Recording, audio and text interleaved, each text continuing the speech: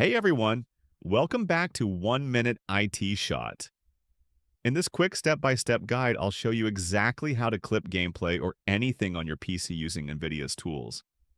If this helps you out, don't forget to like the video and subscribe to the channel for more PC tips. To get started, press Alt plus Z on your keyboard. This opens up the NVIDIA GeForce Experience overlay. Next, click on Instant Replay, then select Settings or Configure. Here, choose how many minutes you want to be able to go back and save. I usually set it to 2 minutes, but you can choose more or less depending on what you need. You can also pick your video quality, I recommend keeping it on high, and your file format. MP4 works great.